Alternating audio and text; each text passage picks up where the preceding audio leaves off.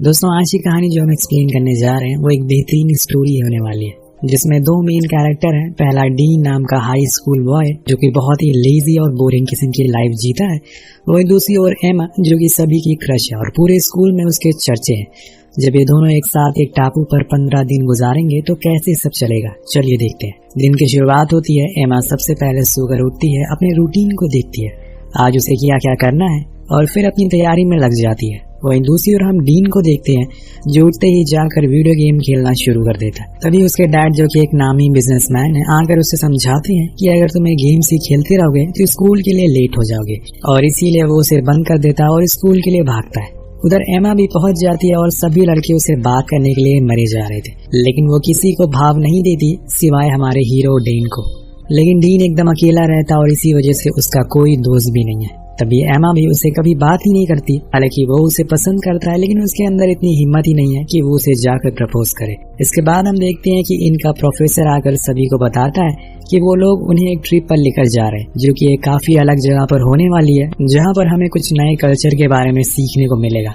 सभी बच्चे बहुत ही एक्साइटेड हो जाते हैं। तभी पीछे मुड़कर एमा की दोस्त कहती है कि तुम्हें पता है कि डीन के अमीर डैड ने उसको पैसे दे दिए हैं उसको इस ट्रिप पर जाने के लिए। लेकिन एमा उसे चुप रहने को कहती है, जिसे सभी लंच के लिए जाते हैं, जहाँ पर एमा की सारी दोस्त उसके साथ ही बैठी होती हैं और बातें करती हैं इस ट्रिप के बारे में। लेकिन वहीं डीन अकेला चुपचाप सेफ चल रहा था। ट्रिप पर जाने से पहले डीन के डैड उसे समझाते हैं कि वहाँ जाकर सभी से अच्छा बिहेव करना, वरना तुम मेरी वहाँ पर भी नाक कटवा दोगे। तो डीन वादा करता है और सभी स्टूडेंट को देखते हैं जो कि उस आइलैंड पर पहुँच गए, जहाँ पर उनके साथ साथ और भी लोग थे जो एंजॉय कर रहे थे।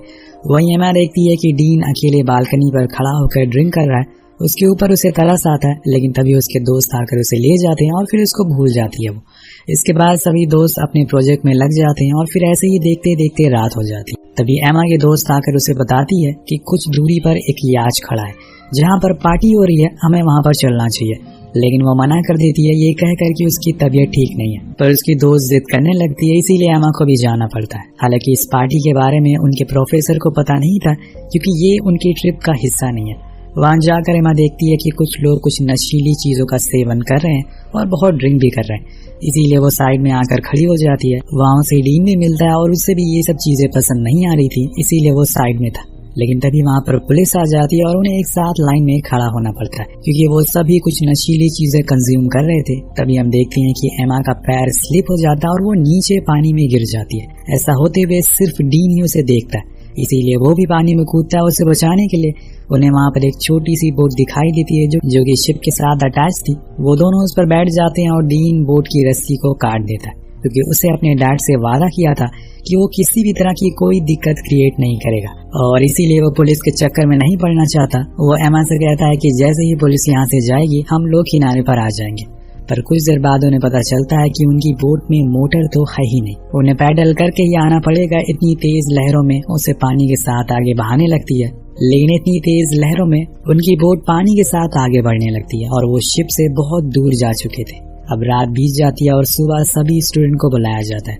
उन्हें बताया जाता है कि इस ट्रिप को उन्हें यहीं पर बंद करना होगा क्योंकि उन्होंने जो रात में किया वो किसी को बताने लायक भी नहीं है और स्कूल वालों से उन्होंने बात की है, इसीलिए सभी को अब घर जाना होगा। तभी एमा की दोस्त बताती है कि एमा कल रात से गायब है। उन्होंने उससे कांटेक्ट करने की भी कोशिश करी लेकिन उसका कोई अता पता नहीं है। तभी एक लड़का कहता है कि सर डीन भी गायब है। वहीं दूसरी ओर हम उन दोनों को देखते हैं जो एक साथ ही एक बोट पर पता नहीं कौन सी दिशा में भटक रहे हैं। डीन देखता है कि उसका फोन भीग चुका है, वो अब किसी काम का नहीं है। वहीं दूसरी ओर एमा का भी यही हाल था। वो कहती है कि हमें आगे चलना चाहिए, लेकिन डीन मना कर देता है क्योंकि उसे लगता है कि शायद उन्हें ढूंढते ढूंढते यहाँ तक कोई जरूर आएगा। पर एमा को उसका ये आइडिया पसंद नहीं आता। तभी उसकी नजर दूर एक आइलैंड पर पड़ती है जो कि डीन को भी दिखता है, पर वो कहता है कि ये तो बहुत ही दूर है, हम नहीं जा सकते वहाँ पर। तो एमा पैडल मारने लगती है अकेले और डीन को भी उसका साथ देना पड़ता है। वो ऐसा ही करता है। फिर दोनों बड़ी ही देर बाद उस आइलैंड पर पहुंचते हैं जहां उन्हें लगता है कि शायद यहाँ पर कोई ना कोई होटल जरूर होगा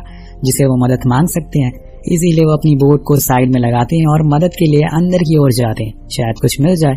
उधर दूसरी ओर हम डीन और एमा के पेरेंट्स को देखते हैं। जब उन्हें पता चलता है कि वो तो कहीं पर खो गए हैं और रात से वो कहीं मिल नहीं रहे, तो वो फौरन स्कूल पहुंचते हैं और वहाँ के लोगों से बात करते हैं जो उन्हें आश्वासन देते हैं कि आपके बच्चों को ढूंढ लेंगे, वो कहीं नहीं जाएंगे। लेकिन उन्हें फिक्र हो रही थी। उधर एमा और डीन दोनों ही होटल की खोज में इधर उधर भटक रहे होते हैं। तभी उन्हें एक बहुत ही खूबसूरत वाटरफॉल दिखाई देता है। डीन जिद करता है कि वो इसमें कूदने जा रहा है, लेकिन एमा को पहले वो होटल ढूंढना है, इसीलिए वो उसे चलने को कहती है। अब बहुत देर हो जाती है, वो जगह की सबसे ऊंची जगह पर भी जाते हैं, लेकिन अभी तक उन्हें कोई होटल दिखाई दे ही नहीं रहा था। मतलब यहाँ पर कोई होटल है ही नहीं। एमा को समझ आ गया था कि वो अब सच में इस आइलैंड पर खो चुके हैं। अगर उसने मूवी टीवी की सर्वाइवल वीडियोस देखी होती तभी वो खुद को जिंदा रख पाएगी, वरना तो मुश्किल होगी। या तो उन्हें कोई जहरीला कीड़ा काट लेगा या फिर वो भूख उनकी जान ले लेगी। तो एमा डीन से पूछती है कि हमें सबसे पहले आग जलाना चाहिए ताकि कोई जानवर यहाँ तक ना आए। तो डीन अपना लाइटर दिखाता है जो कि उसके जेब में हमेशा रहता है। चलो आज किसी के सुत्ते मारने की वजह से उसकी जान बच रही है। यहाँ डीन कहता है कि मेरे पास एक आइडिया है, क्यों ना हम लोग उस बोट पर बैठ किसी और आइलैंड की ओर चले, शायद हमें वहाँ पर कुछ मिल जाए। तो एमा को भी ये ठीक लगता है, इसीलिए वो दोनों किनारे की ओर जाते हैं। लेकिन वहाँ जाकर वो देखते हैं कि उनकी बोट वहाँ से जा चुकी है और ये देखकर उनके होश उड़ जाते हैं।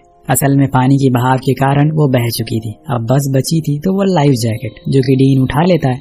अब वो भी जा चुका है। उधर हम डीन के पेरेंट्स को देखते हैं जो स्कूल आकर हंगामा करते हैं कि उन्हें लग रहा है कि वो लोग उनके बेटे को ढूंढने की कोई भी कोशिश नहीं कर रहे, इसीलिए वो खुद उस आइलैंड पर जाने की बात करते हैं जहाँ पर ये लोग रुके हुए हैं। लेकिन स्टाफ कहता है कि उन्होंने पुलिस को इन्फॉर्म कर दिया है, उन्होंने अब रेस्क्यू मिशन भी शुरू कर दिया है। इधर दूसरी तरफ एक दिन बीत चुका था, अब रात होने को आई थी। एमा ने अपने बैग्स में कुछ चोको चिप्स रखे थे जो वो डीन को खाने को देती है। दोनों थोड़ी देर बात करते हैं और फिर सो जाते हैं। लेकिन यहाँ एमा को नींद नहीं आती, उसे किसी की आवाजें सुनाई दे रही थी जिसकी वजह से वो डर रही थी, इसीलिए वो पूरी रात सोती ही नहीं है। और सुबह डीन से जल्दी उठकर वहाँ पर SOS का साइन बनाने लगती है। जब डीन उठता है तो वो उसे पानी लाने को कहती है, लेकिन वो तो उठते ही स्विम करने के लिए चला जाता है। तो एमा को खुद ही जाना पड़ता है पानी भरने के लिए। पर वहाँ पर भी उसे कल वाली ही आवाजें आती है जिससे वो जल्दी से वापस आ जाती है। इसके बाद हम देखते हैं कि इन लोगों के पास एक फ्लेयर भी मौजूद है जो कि उस लाइव बोट में रखी हुई थी। अब समय रहते डीन ने उसे अपने पास रख लिया। इसके बाद वो अब शेल्टर बनाते हैं क्योंकि ऐसे रहते हुए उन्हें काफी दिन हो गए, जिसके बाद ये कुछ खाने के लिए वहाँ पर उग रहे केलों को भी खाते हैं। इन्हें खाने और पीने की कोई कमी नहीं थी, लेकिन फिर भी एमा को अपने घर जाना है क्योंकि उसके मॉम डैड परेशान हो रहे हैं। इसके बाद हम देखते हैं कि न्यूज वाले बताते हैं कि सभी उन दोनों को ढूंढने की बहुत कोशिश कर रहे हैं, लेकिन शायद वो मर चुके हैं, इसीलिए पुलिस अब उनकी बॉडी को रिकवर करने की कोशिश में जुट गई है। लेकिन डीन के डैड अपने बेटे को जानते हैं, वो इतनी आसानी से गिव अप नहीं करेगा, इसीलिए वो उसे चॉपर से ढूंढने की कोशिश करते हैं। वही आइलैंड पर इन्हें साथ रहते हुए काफी समय हो गया था, इसीलिए इनके बीच में एक अच्छी बॉन्डिंग हो जाती है। स्कूल में तो इन्होंने कभी बात नहीं की, लेकिन यहाँ पर आकर ये अच्छा टाइम स्पेंड कर रहे होते हैं। अब एक दिन जब ऐसे ही डीन वहाँ पर वॉक कर रहा होता है तो उसे एक कंकाल मिलता है, जिसे देखकर एमा भी बहुत डर जाती है और कहती है कि उनका भी कुछ दिन में यही हाल होने वाला है। लेकिन डीन समझाता है कि ऐसा कुछ नहीं है, ये शायद किसी पुराने मछुआरे या फिर किसी पायरेट का होगा जो यहाँ पर आकर फंस गया, लेकिन हमें हमारे पेरेंट्स ढूंढने के लिए जरूर आएंगे। एमा को डीन की बातें समझ आती है, इसीलिए वो चुप हो जाती है और वेट करने लगती है। अगले दिन जब एमा सोकर उठती है तो वो देखती है कि डीन वहाँ पर नहीं है। वो बहुत ही ज्यादा डर जाती है और डीन डीन कहकर आवाज लगाने लगती है, लेकिन वो तो कहीं दिखाई नहीं दे रहा था। तो वो आइलैंड के और अंदर जाती है जहाँ पर वो डीन को देखती है जो कि एक गड्ढा खोद रहा था ताकि वो उस कंकाल को दफना सके। लेकिन एमा उस पर बहुत गुस्सा करती है और वो उसे बिना बताए कैसे यहाँ पर आ सकता है। उसे पता भी है कि वो कितना डर गई। इसी बीच उसका पैर स्लिप हो जाता है और वो गिर जाती है, जिससे कि उसके पैर में चोट लग जाती है। अब डीन फौरन उसे उठाता और सॉरी कहता है। इसके बाद वो उसके घाव पर मरहम लगाता है और तब वो एमा को अपनी मॉम की बात बताता है। एक दिन जब वो अपनी लाइब्रेरी में था तो उसकी मॉम उसकी वजह से स्टेयर से गिर गई, जिससे कि उनके सर में गहरी चोट लग गई और वो इस दुनिया से चली गई। वो हमेशा अपनी माँ की मौत का जिम्मेदार खुद को मानता है, इसीलिए वो अकेले ही रहना पसंद करता है। यहाँ वो उसे बता देता है कि वो उसे बहुत पहले से पसंद करता है, लेकिन कभी कह नहीं पाया। एमा उसकी बात सुनकर उसे सहारा देती है। वहीं दूसरी ओर हम इनके पेरेंट्स को देखते हैं जो डर डर कर इधर उधर भटक रहे थे। कितनी बार एम्बेसी जा चुके हैं लेकिन किसी को कुछ मिल नहीं रहा। एमा की सारी दोस्त पैम्फलेट बांट रही होती हैं, लेकिन ऐसा करते हुए कई दिन बीत जाते हैं और फिर उन दोनों के पेरेंट्स ये मान लेते हैं कि उनके बच्चे अब इस दुनिया में नहीं रहे। जब इस बारे में न्यूज में आता है तो एमा और डीन के घर के बहुत सारे लोग ग्रीटिंग लाकर रखते हैं उसे सिंपैथी देने के तौर पर इन्हें ये नहीं पता कि वो अभी भी जिंदा है और अपनी जिंदगी के कुछ अच्छे पलों के साथ बिता रहे। डीन एमा को किनारे पर बैठाकर अपनी मॉम के साथ बिताए उन पलों को याद करता है जो कि वो आज तक मिस करता आ रहा है। तभी एमा पूछती है कि डीन तुम्हें क्या लगता है कि हम कब तक यहाँ पर जिंदा रह सकते हैं। डीन को जवाब नहीं देता क्योंकि इसका जवाब तो उसे खुद भी पता नहीं है, पर वो उसे इतना दिलासा जरूर देता है कि उन्हें ढूंढने के लिए जरूर कोई ना कोई आएगा। अब एक दिन जब ये लोग सो रहे होते हैं कि तभी डीन को एक प्लेन की आवाज आती है। वो भागते हुए बाहर जाता है तो देखता है कि वो तो उनके ऊपर से ही जा रहा है, इसीलिए वो अपने बैग से फ्लेयर निकालता है, लेकिन वो तो उसे मिलती नहीं और इतने में उनकी उम्मीद भी चली जाती है। जब एमा को यह पता चलता है तो वो उस पर बहुत गुस्सा करती है और वहां से चली जाती है। उसने उम्मीद अब छोड़ दी है कि वो अब अपने परिवार से फिर दोबारा कभी देख भी पाएगी, और उन्होंने उसे कब का मरा हुआ मान लिया होगा, इसलिए वो फिर से अपने घर को बनाने में लग जाती है। अब इतने में डीन को कुछ आवाज आती है। जब वो उसका पीछा करता है तो वो असल में एक ब्लैक पैंथर था जो उसे देख लेता है और उसके पीछे पीछे भागता है। डीन भी खुद की जान बचाने के लिए भागता है। जब उसकी आवाज एमा सुनती है तो उसके पास आती है और देखती है कि डीन ने उस पैंथर को मार दिया है। अब वो यहाँ पर रहना सीख गया है। दोनों हर दिन कुछ मछलियां पकड़ते हैं और साथ में उसे खाते हैं। उन्होंने एक लकड़ी का प्रॉपर घर भी बना लिया है क्योंकि उन्हें यकीन हो गया था कि अब शायद उन्हें ढूंढने के लिए कोई भी नहीं आएगा। वहीं डीन के डैड उसे बहुत मिस करते हैं। वो बार बार उसके रूम में जाते हैं, लेकिन डीन तो वहाँ है ही नहीं। वो हमेशा से उसे याद करते आ रहे। काश उनके पास उनका बेटा वापस आ जाता। इधर डीन भी अब उम्मीद हार चुका है। तभी वो देखता है कि एक बंदर उनका सारा सामान ऊपर लेकर जा रहा है। उसके हाथ में उनकी वही फ्लेयर भी मौजूद है। अब डीन उसे वापस देने को कहता है, लेकिन वो नहीं देता तो एमा उसे केले का लालच देती है, जिससे कि वो उस फ्लेयर को नीचे फेंक देता है और ऐसे ही समय बीतने लगता है। अब ये लोग जब मछली पकड़ रहे होते हैं तभी फिर से इतने दिन बाद आसमान में एक उम्मीद नजर आती है। ये एक चॉपर है। अब इनके पास फ्लेयर भी है, इसीलिए फौरन बाहर जाते हैं और उसे शूट करते हैं। इस बार एमा ने कोई भी देरी नहीं की थी, जिसकी वजह से वो इन्हें देख लेते हैं और रेस्क्यू कर लेते हैं। अब जब इस बात की खबर फैलती है, जो 3 महीने से 2 स्कूल स्टूडेंट गायब हुए थे उन्हें साइलेंट से रेस्क्यू कर लिया गया। वो सभी मीडिया वाले इन्हें कवर करने के लिए आ जाते हैं। दोनों लोग के माता पिता के लिए मानो किसी चमत्कार से कम नहीं था। डीन एमा का हाथ पकड़कर एयरपोर्ट पर आता है, जहाँ पर बहुत सारे लोग मौजूद थे। फिर डीन के डैड उसे घर ले आते हैं और एमा की मॉम उसे। अब दोनों बहुत दिन तक अलग अलग रात गुजारते हैं, जो कि डीन को पसंद नहीं आता। इसीलिए वो चुपके से एक दिन एमा से मिलने के लिए आता है, लेकिन एमा बदल चुकी है। वो उसे ढंग से बात भी नहीं करती। वो नहीं चाहती कि उसकी जो इमेज लोगों के सामने है वो बिगड़ जाए।